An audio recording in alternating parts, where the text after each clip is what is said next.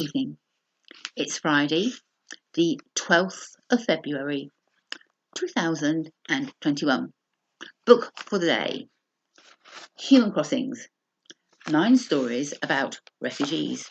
And the story that I've been reading to you was written by Noha Nasser. AMINA'S Diary. A journey crossing the borders to human unity. And yesterday we found out that the borders have been closed and there was a big uprising, and it was decided that they would walk around the border if they couldn't go through it. 12th of March 2016, March of Hope, Macedonian border. They called it the March of Hope.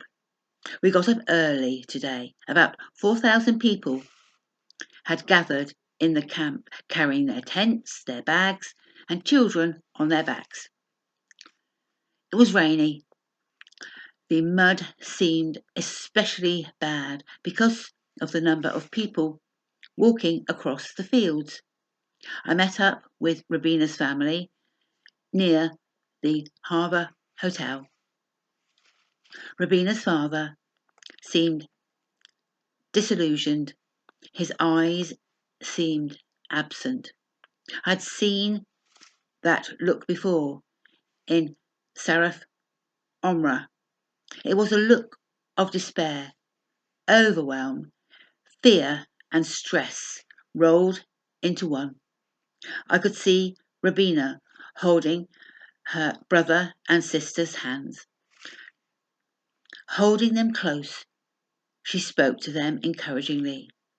They followed their father a few steps behind as he followed the crowds. By midday, the rain had subsided and people sat down for their lunch. Journalists were everywhere, taking photographs of us as if we were objects of amusement. Go away, my dreams of being the best journalist in Durfar flooded back. This type of journalism is unethical. They are recording our indignity. Why aren't these journalists changing the minds of the European people? Am I placing too much responsibility on the shoulders of journalists? It is the politicians that are accountable for Fortress Europe. Europe's hostile response to our plight was getting worse by the day. They are afraid of Muslims living amongst them. It is a historical thing being a Muslim in the 21st century. It is some kind of curse. Even within the Muslim Ummah, there is a violence between Muslims. The genocide in Darfur and the violence against me in Libya gripped me. A deep, sickening feeling in the pit of my stomach rose.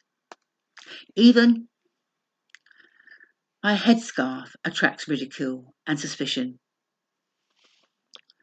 One elderly Greek man in a small village on my way up from Athens to Macedonia pushed me off the bus, telling me to go away. Is there nowhere where I can just be who I am, myself? I recall a verse of the Quran. Say, O disbelievers, I worship not that which ye worship, nor worship ye that which I worship, and I shall not worship that which ye worship, nor will you worship that which I worship, unto you your religion, and unto me my religion. In the Quran, it says anyone can practice their own faith freely. And that's where we leave it for today. To find out more of what happens with this March of Hope, join me tomorrow.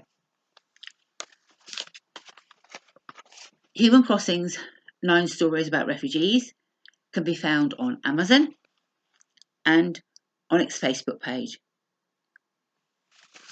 Join me tomorrow to find out more. Diane Hans, book for the day.